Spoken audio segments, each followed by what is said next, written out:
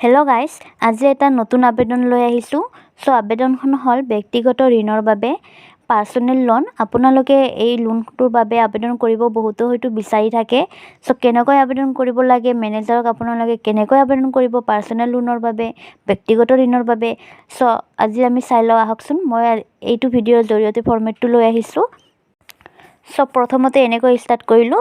প্ৰতি মাননীয় bank manager, বেংকৰ নাম, শাখাৰ নাম, তাৰিখ। ইয়াতে বেংকৰ নামটো দি ল'ব। আপোনালোকে কোনটো বেংকত আপোনালোকৰ একাউণ্ট আছে সেই বেংকৰ নামটো দি ল'ব।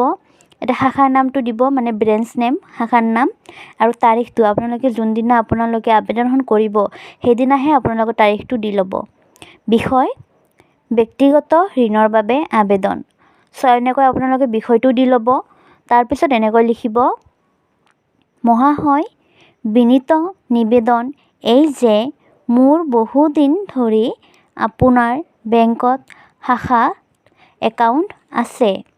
এতিয়া মোৰ ঘৰ নিৰ্মাণৰ বাবে আপোনাৰ বেংকৰ পৰা ঋণৰ প্ৰয়োজন হৈছে। মোক ঋণ হিচাপে 1 লাখ টকাৰ প্ৰয়োজন। আপোনালোকৰ ইয়াতে কেই লাখ টকাৰ প্ৰয়োজন সেই লাখ টকাটো দি ল'ব। মই ইয়াতে 1 লাখ বুলি দি লৈছোঁ। তাৰপিছত এনেকৈ লিখিব, গতিকে ঋণ প্ৰদান কৰি মোক উপকাৰ কৰে যেন।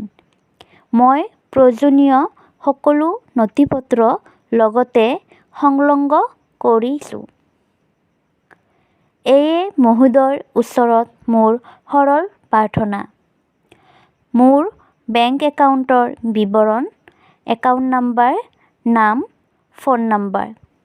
ইতি আপোনাৰ বিশ্বাসী, নাম, ঠিকনা। ইয়াতে আপোনালোকৰ একাউণ্ট নম্বৰটো দি ল'ব, নামটো দি ল'ব, ফোন নম্বৰটো দিব, আৰু আপোনালোকৰ যিবোৰ প্ৰয়োজনীয় নথিপত্ৰবোৰ লাগে সেইবোৰ গোটেইখিনি আপোনালোকে এপ্লিকেশ্যনখনৰ লগত বা আবেদনখনৰ লগত গাঁঠি কেনে দি দিব। যদি ভিডিঅ'টো ভাল লাগিছে লাইক কৰিব, কমেণ্ট কৰিব আৰু ছাবস্ক্ৰাইব কৰি দিব। ধন্যবাদ।